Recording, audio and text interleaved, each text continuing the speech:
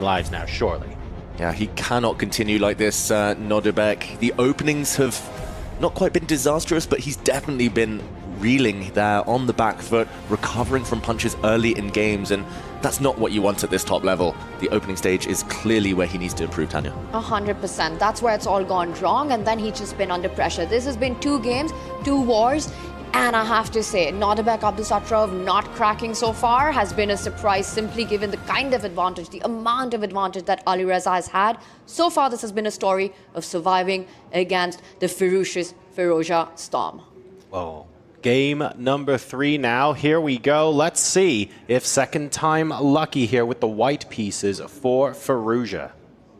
And so far, a repetition of what we witnessed in game 1 of this quarterfinal, as Firouzja now pausing for almost 20 seconds, deciding to castle.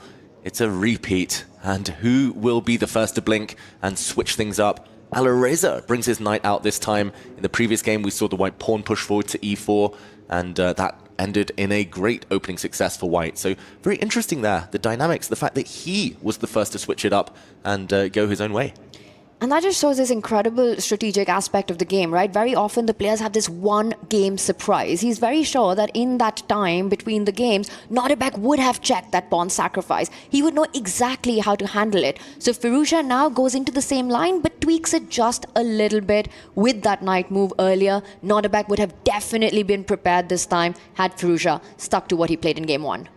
Yeah, it was interesting. They didn't get long in the break. They only had a few minutes to freshen up, maybe visit the bathroom, get a snack, get a drink. But these top players, maybe that's why we see them analyzing their games on chess.com between encounters. A quick action replay, check with the computer, and yeah, you don't want to repeat things twice. Old wisdom used to say you can get away with playing the same opening 3 times in a row, but modern times, maybe just once, maybe just twice before your opponent susses you out. And this time, we've seen an early knight for bishop trade. White has the bishop pair, and the light squared bishop, if he can get it going in the near future, might be a real weapon. But for now, the king shuffling into the corner, it feels like Firouzja with white just trying to build up. As we see there, the black bishop jump out, maybe going for 2 bishops versus 2 knights in the near future. This feels a little bit different to game number 1. I'm taking a look at the board. Black feels like there's a little bit more space, a little bit more freedom, certainly a lot more pressure being applied. And this just feels like so much more of a slow burn for white. Comparing that to the story of game number 1, even though the positions in the opening are very similar, the way this game is playing out seems to be very different. It's brewing. You can feel it. You know, there are so many imbalances in the position already. The bishop pairs pointed out. Look at the pawn formation as well. Quite non-standard in the position. Both players with their sort of weaknesses. For Nodirbek, again, he has to be careful about the e6 pawn, but also the dark squares around the black king, which can, if white is able to take the long diagonal, really long-term create some problems. I have to say, early days, but I'm still liking Alireza's position. Feels more compact. Love that it's an open position. You know, long-range pieces are what you want. The bishop pair, in fact, here, Alireza invites that bishop takes knight trade. And it's on the board, but does this weaken the dark squares a bit too much for Nodirbek? Yeah, it's a big decision, of course. 2 bishops in general, we talk about them, we hear about them all the time. The top players in the world are biased towards the bishop pair, but there are some circumstances where there are exceptions, and right now, it does feel odd that Alireza thought for a minute and then basically wasted a move, pushing a pawn to a3, saying, it's clear you want to do that anyway. I'm going to give you a free move to accomplish what you want. And in return for that free move he was given, Nodirbek brings his rook across to c8. The white queen goes back where she came from.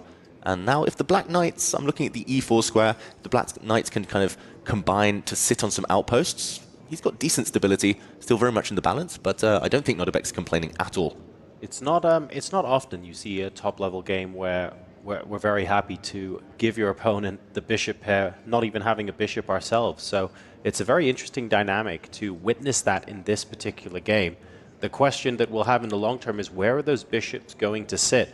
Is the light squared bishop on g2 really on the most useful diagonal? Even though it is the longest diagonal, it's pointing away from the king. Is there an easy way to get the dark squared bishop onto b4 and start lasering? That looks pretty obvious as a great place to be, but when you have those knights going onto the outposts, don't forget, black gets to move as well, and Abdusattorov could end up being a menace with the pair of horses.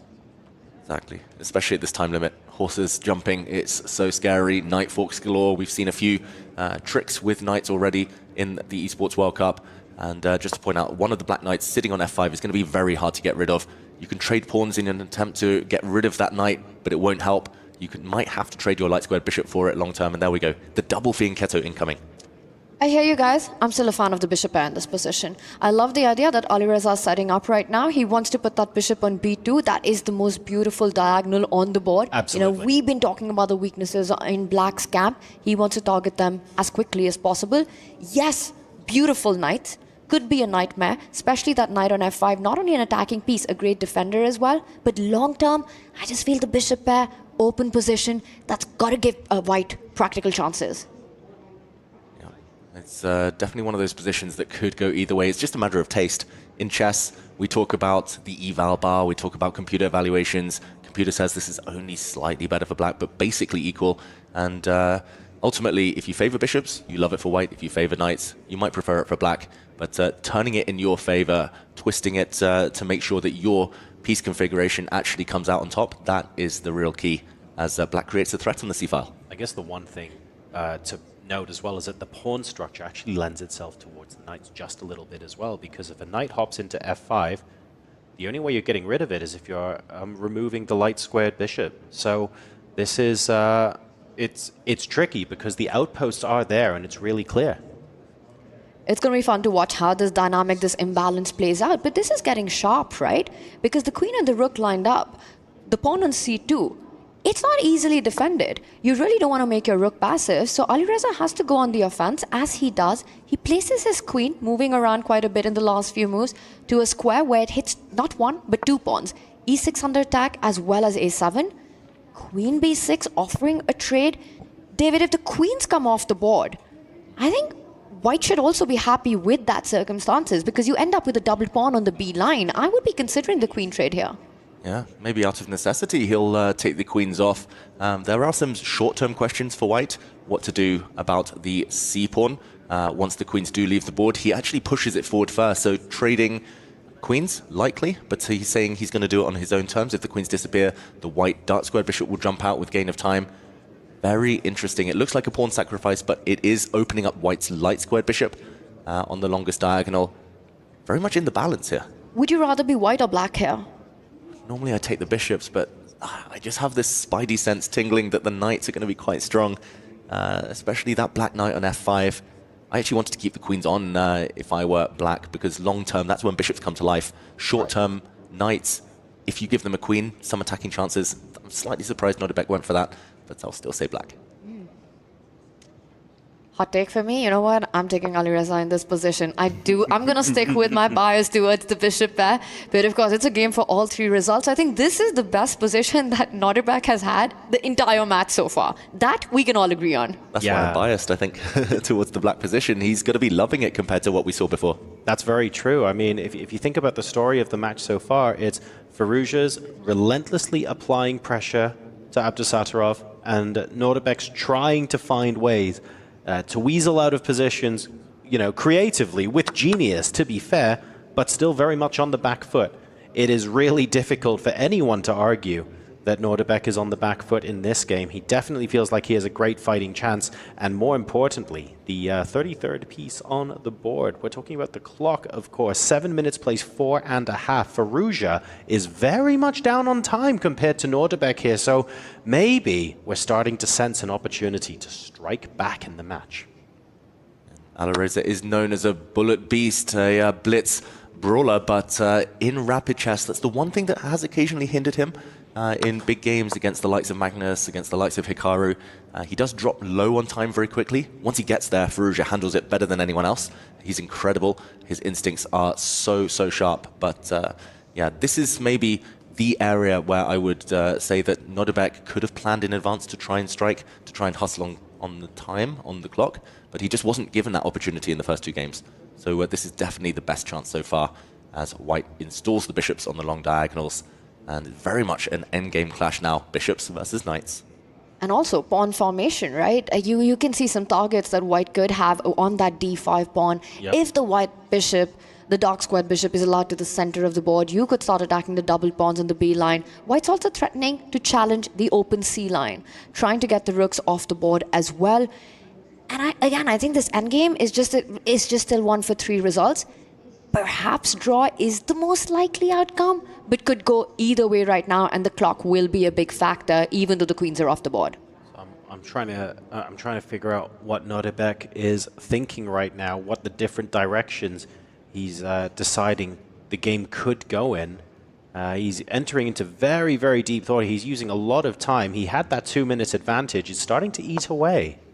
I'd be very tempted to plant that knight on e3 and just get rid of one of the bishops, you know, get that bishop pair off the board. Yeah. But Nodirbek, he wants to keep the tension. I think he's starting to play against Firouzja's clock here. Yeah, that's a very ambitious move. It's a short-term pawn sacrifice. It's not going to be for long, but White's light squared bishop can go and capture a pawn on the b7 square, but this would be met by the black rook reaching down onto the second rank with a double attack of its own. That would be a real step in the wrong direction for Firouzja. More likely, he's going to contain the idea of the black rook infiltrating. So it is possible that he's doing what we thought he was going to do, which is how can I play against this time advantage in the best possible way? I'm going to spend some of my extra time here thinking about this, but the goal is to force a response that means you cannot just play on intuition. You have to switch between intuition and calculation. And if Firouzja gets down to below a minute, you're not going to have time to calculate anymore. That's the brutality of this format, right? Clock management, time management is part of the skill game here at the EWC. The knight eventually does land there, about to perhaps pick up the bishop, neutralize that bishop pair. But the computer does not like it. In fact, counterintuitively, it wanted Nodirbek to keep the knights on the board. Yeah, those knights were pretty nice and stable, and look at this. Whoa. Counter-attack, ignoring the hit on his rook, saving the bishop pair. If there'd been a knight for bishop trade, we would have got closer to that draw. Now he's counter-attacking against the black rook on c8. If we see trades, if all the rooks come off, the knight's no longer stable, the black pawn's very, very weak, then Tanya's prophecy there could start to come true. Just want to remind everyone, I picked the bishop pair about yesterday. Yes, you did. And no, I don't think anyone will be watching back the VOD going, we're just going to double check what Tanya said. You've been very, very clear about it. And the bishop pair, I mean, this goes to show why the bishop pair is so powerful at the sharp end of top level chess. If there is a way, sneaky, genius, whatever you want to call it, if there's a way to preserve that into the endgame, we're going to find it's a bishop h3 here inspired by Firouzja. That's actually a beautiful move. You're hitting the rook on c8. Also, the d4 pawn at the center of the board is under fire. If Nodirbek even trades the rook on c1, White would have simply taken it, controlled the open line.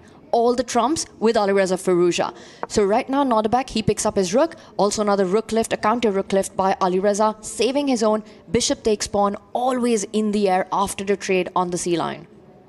Hanging by a thread now, Black's position. If he doesn't find an antidote in the next few moves to either re-establish those knights on strong squares or maybe trade off some pawns, then he's just going to be in huge danger. He keeps looking away at the clock, Nodirbek, but he does still have a small time advantage.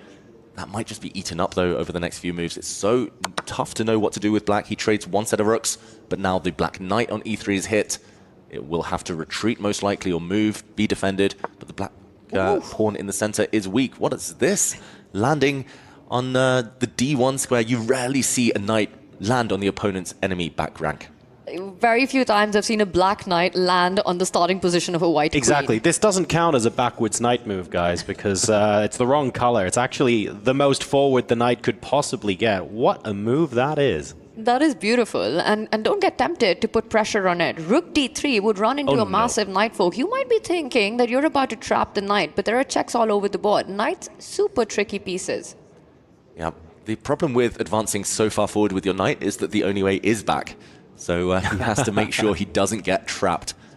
If he can trap that knight, Alireza wins. If the knight doesn't get trapped, it might just wreak havoc in the white camp. And a check. The black king is going to move. And he's trying to open lines for those bishops. Very, very consistent play here from Firouzja. He's been nursing that bishop pair for a while, and he's trying to turn the position in their favor.